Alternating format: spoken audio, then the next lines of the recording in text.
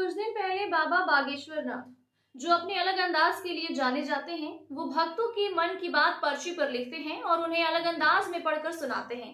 उन्हीं बाबा बागेश्वर नाथ ने कहा था कि हिंदू राष्ट्र की मांग अगर सबसे पहले उठेगी तो बिहार से उठेगी। वहीं अब बीजेपी विधायक हरिभूषण बचौल ने भी बोला है कि बिहार में हिंदू राज है, मुख्यमंत्री से लेकर मंत्री तक यहाँ पर सब हिंदू हैं। नमस्कार, आप देख रहे हैं इन्फिनिटी लाइव और आज के इस वीडियो में हम आपको यही बताएंगे कि ये पूरा मामला आखिरकार क्या है, हिंदू राज के बयान के पीछे की आखिरकार जो असली सच्चाई है वो क्या है।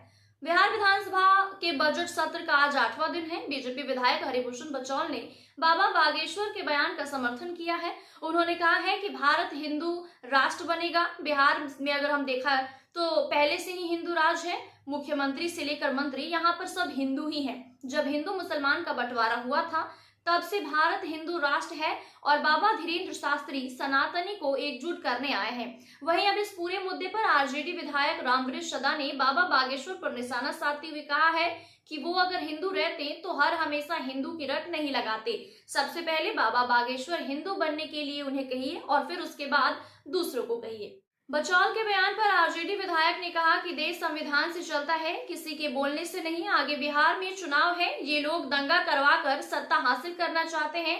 हिंदू, मुस्लिम, सिख और ईसाई सभी आपस में भाई भाई हैं। बात को और बढ़ाकर सोमवार को बीजेपी विधायक हरिभूषण सिंह बचौल ने होली पर मुसलमानों को घर में रहने की सलाह दी थी।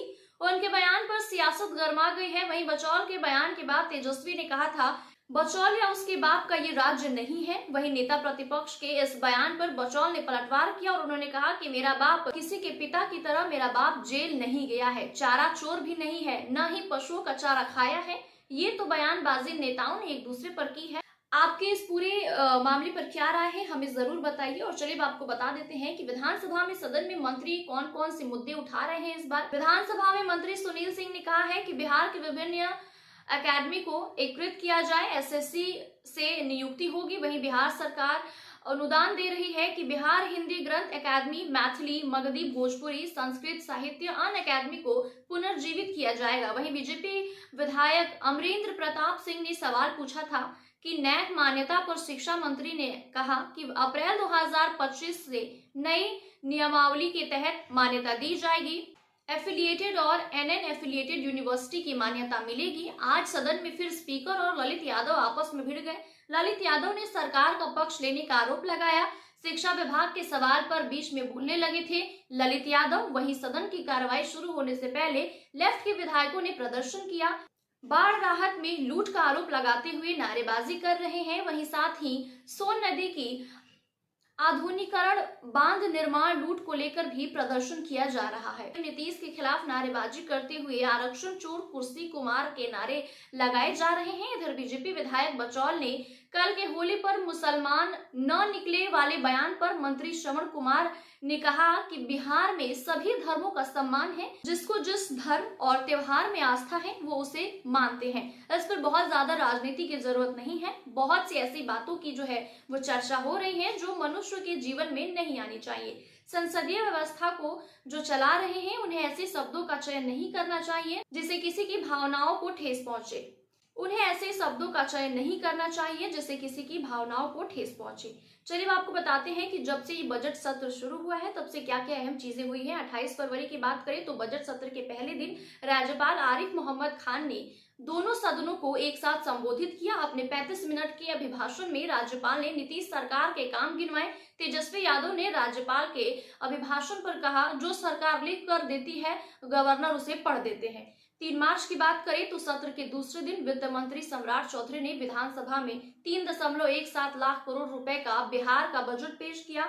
40 मिनट के बजट भाषण में वित्त मंत्री ने 52 नई घोषणाएं की। वहीं सदन में सम्राट चौधरी ने बताया कि राजकोषीय घाटा निर्धारित सीमा से 3% जो है वो नीचे है और मौजूदा वर्ष से अगले साल का जो बजट है वो 38,000 करोड़ अधिक है। 4 मार्च की बात करें तो सदन के सत्र के तीसरे दिन विधानसभा में सीएम नीतीश कुमार और नेता प्रतिपक्ष तेजस्वी यादव के बीच जो है तीखी बयानबाजी हुई। तेजस्वी यादव ने कहा, सरकार खटारा है, सिस्टम नकारा है और जो सीएम है वो थका हारा है। आम आदमी मारा मारा है, साथ ही अपने पिता लालू के कार्यकाल की उपलब्धियां भी गिनवाई। वहीं मुख्यमंत्री ने तेजस्वी की ओर देखते हुए कहा, ये बच्चा है, इससे कुछ नहीं पता, 2005 के पहले कुछ नहीं था। तुम्हारे पिता यानी कि लालू यादव को भी हमने ही बनाया है। 5 मार्च की बात करें, बजट सत्र के चौथे दिन बीपीएससी री एग्जाम को लेकर विपक्ष के विधायकों ने सदन के बाहर प्रदर्शन किया। आरजेडी विधायक रणविजय साहू हाथ में झुनझुना लेकर विधानसभा पहुंचे थे। वहीं विधानसभा के बाहर नेता प्रतिपक्ष तेजस्वी यादव ने कहा, लालू यादव का तो छोड़िए, नीतीश कुमार को 2 बार हमने सीएम बनाया है। 6 मार्च बजट सत्र के 5वें दिन सदन की कार्रवाई शुरू होते ही लेफ्ट के विधायकों ने हंगामा किया। लेफ्ट विधायकों ने रसोइया और सफाई कर्मियों का जो है वो मानदेय 18,000 करने की मांग को लेकर प्रोटेस्ट किया। माले विधायकों के प्रदर्शन पर स्पीकर नंद किशोर यादव ने चुटकी लेते हुए महबूब आलम से कहा कि आपके नाम में एक पाई खींच दी जाती तो आप महबूबा हो जाते। अगर आपका नाम महबूबा होता तो 3 तलाक मिल जाता।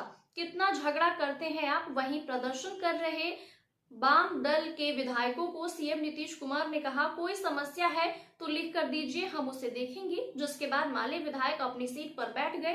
लंच के बाद डिप्टी सीएम सम्राट चौधरी ने सदन में लालू परिवार पर जमकर निशाना साधा। कहा कि नाच गाना लौंडा डांस यही थी लालू राज। वहीं बिहार के विकास और समृद्धियों में लालू परिवार का कोई योगदान नहीं है। बिना नाम लिए तेजस्वी को बौआ और बचवा कहते हुए सम्राट चौधरी ने कहा कि इन्हें क्या पता है, ये बौआ है, जो लिख के दे दिया जाता है, बचवा आकर वहीं पढ़ देते हैं।